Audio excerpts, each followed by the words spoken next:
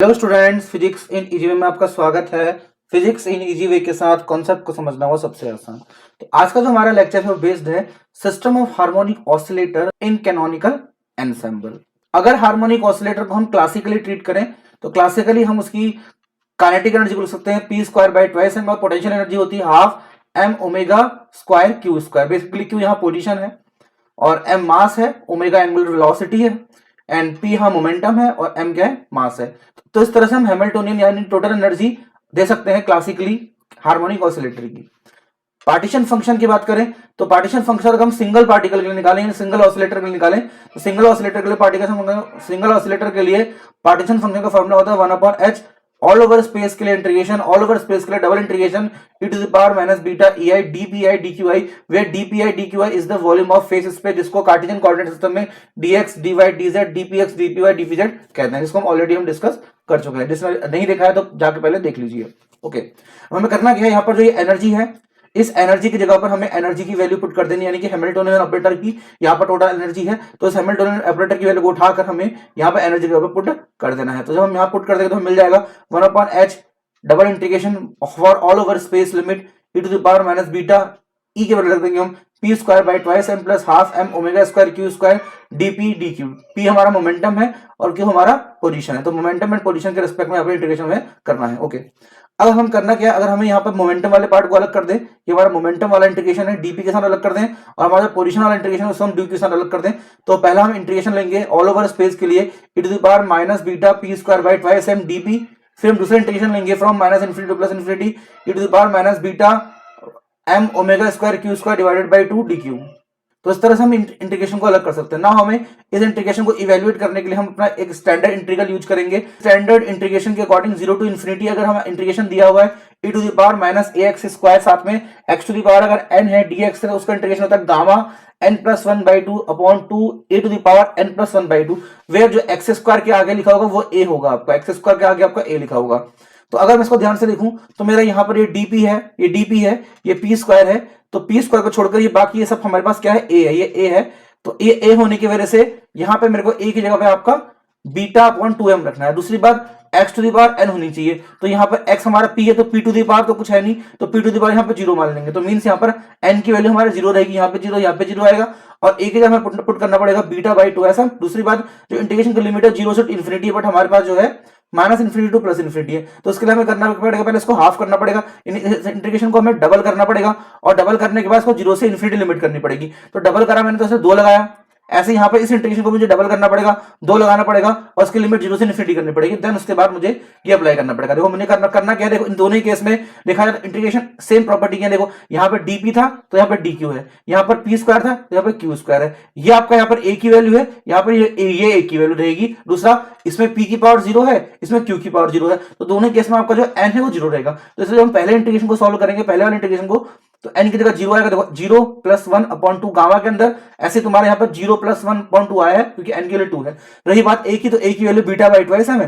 तो beta by twice हम a की जगह पर रख दिया, मल्टीप्लाई बाई। जब सेकंड इंटीग्रेशन को हम सॉल्व करेंगे तो सिमिलर वे में यहाँ पर भी q की पावर 0 होने की वजह से यहाँ पे 0 आएगा, यहाँ पे 0 आएगा, मींस 0 प्लस 1/2 गामा, साथ में जो भी a है a की पावर 0 प्लस 1/2 आएगा, और ये वाला पार्ट a हो जाएगा आपका, तो beta m omega square by 2 ये हमारा a बन जाएगा ना। इस इंटीग्रेशन को हमें सिंप्लीफाई करना है। सिंप्लीफाई करने के लिए ये बीटा अपॉन 2m की पावर 1/2 है, ये beta m omega square upon 2 की पावर 1/2 है, साथ में अगर मैं ओमेगा स्क्वायर की पावर 1/2 करूंगा तो ओमेगा बाहर आ जाएगा, सिंपली मुझे रूट के अंदर मिलेगा बीटा m अपॉन 2, और हम जानते हैं ये गामा 1/2 है, और गामा 1/2 की वैल्यू अंडरूट पाई होती है, गामा 1/2 की वैल्यू अंडरूट पाई होती है, तो गामा 1/2 की जगह पे अंडरूट पाई हमने रख दिया है, साथ ही साथ इसका हमने इसका रूट लिख दिया। हमें करना है क्या, देखो ये पाई भी रूट के अंदर है, 2 भी रूट के अंदर है, m भी रूट के अंदर, बीटा भी रूट के अंदर, तो 2m pi upon beta, 2m pi upon beta पूरा रूट के अंदर आ जाएगा। सिमिलर वे में यहाँ पर 2 ऊपर जाएगा तो 2 pi upon beta m, 2 pi upon beta m दोनों रूट के अंदर आ जाएंगे। दूसरा, ये 2 और 2 है, ये 2 और 2 से कैंसिल आउट हो जाएगा, तो हमें यहाँ मिलेगा 1/h, साथ में ओमेगा को बाहर ले लिया मैंने, तो 1/h ओमेगा बाहर से आ जाएगा, यहाँ बचा हमारे 2m pi upon beta, 2m pi upon beta root के अंदर, यहाँ मिलेगा मुझे 2 pi upon beta m root के अंदर। दूसरी बात, हमें यहाँ पे कैंसिल आउट करना है m से m, रूट m हम कैंसिल कर सकते हैं, तो हमें मिलेगा 2 पाई रूट और 2 पाई रूट, जब 2 पाई रूट को मल्टीप्लाई करेंगे 2 पाई बन जाएगा, और यहां मुझे मिलेगा बीटा रूट के अंदर बीटा रूट के अंदर, तो जब दो रूट वाले बीटा मल्टीप्लाई होंगे तो बीटा बन जाएगा, तो 1/h ओमेगा हमारा ऐसे ही है, और ये हमारा 2 पाई रूट के अंदर 2 पाई रूट के अंदर मल्टीप्लाई होगा 2 पाई बन गया, और बीटा बीटा रूट के अंदर होगा बीटा बन गया। अब हमें नेक्स्ट पेज में हमें इसको मैं एज इट इज उतारा इस फॉर्मूले को मैंने, z1 की वैल्यू लिख दी गई है 2 पाई/h बीटा ओमेगा। फॉर सिंप्लिसिटी हम यहाँ पर h/2 पाई को हम h क्रॉस अगर एज्यूम कर लें तो z1 हमें मिल जाएगा 1/h cross beta omega. Beta omega तो हमने एज इट इज लिखा हुआ है और h/2 पाई का जगह हमने h क्रॉस रख दिया है, ठीक है।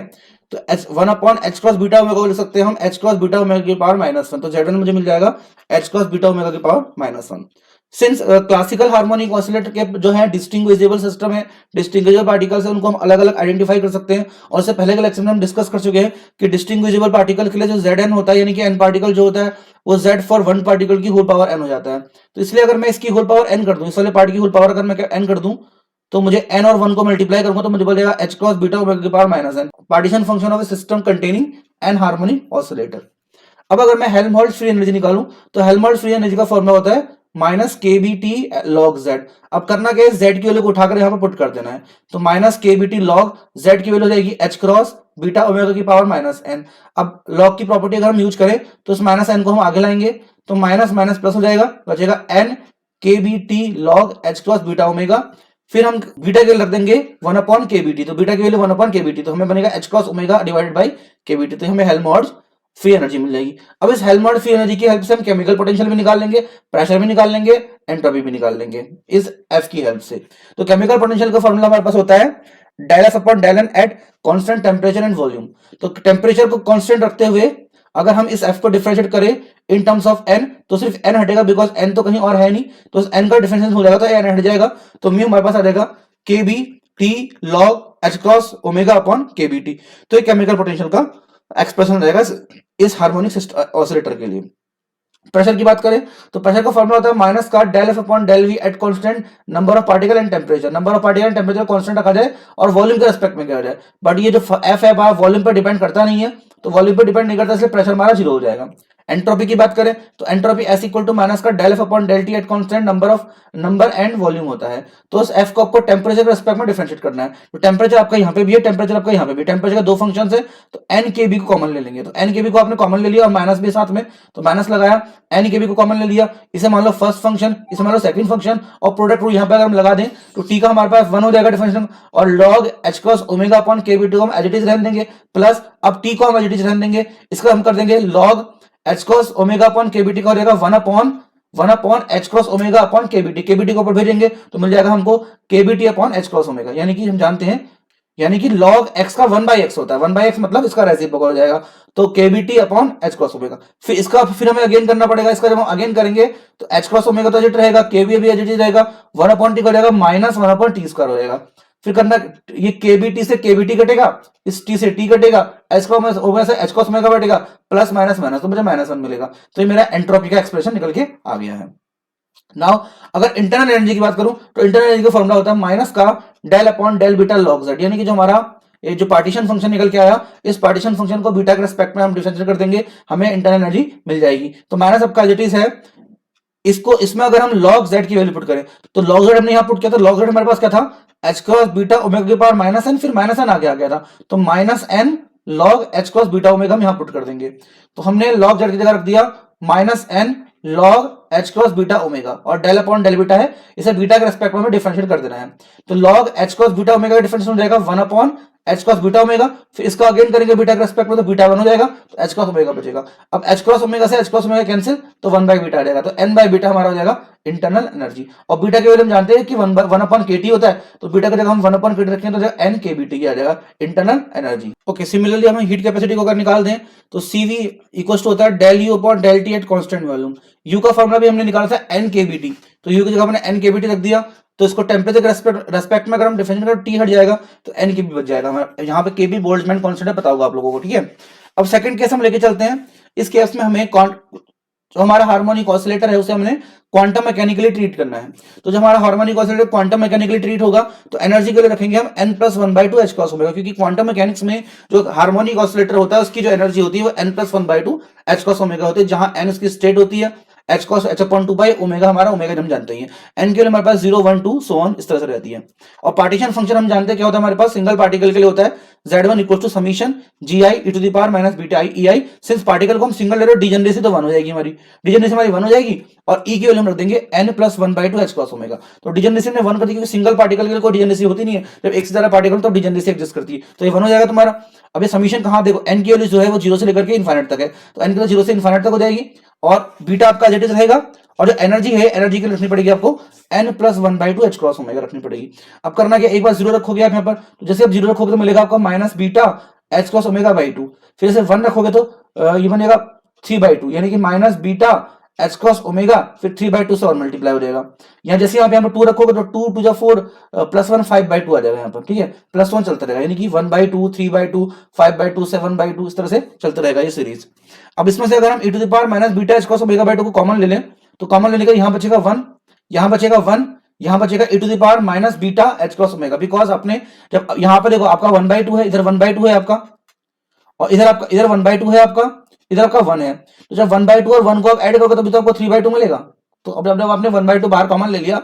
ऐसे अगर यहाँ पे 5/2 है, तो 5/2 से अगर आप 1/2 कॉमन ले लोगे तो आपको 2 बचेगा, क्योंकि 1/2 प्लस 2 मिल गए तो 5/2 बनाएगा। इसका मतलब जैसे आप इस सीरीज में से e to the power minus beta H cos omega by 2 common लेंगे, यहाँ बचेगा 1, यहाँ e to the power minus beta H cos omega, यहाँ बचेगा e to the power minus 2 beta H cos omega, यहाँ बचेगा e to the power minus 3 beta H cos omega, फिर minus 4 beta H cos omega. इस तरह से एक GB बन जाएगी आपका। तो 1 plus R square plus R cube square up to infinity term, इनका जो सम होता है वो 1/1 माइनस आर होता है। तो अपने इसको जेटी उतारा, इस सीरीज का सम कर दिया 1/1 माइनस, ये टर्म आर है, इसमें आर ये वाला है, तो 1/1 minus e to the power minus beta H cos omega आ गया। अब करना क्या आपको, बीटा एच कॉस ओमेगा से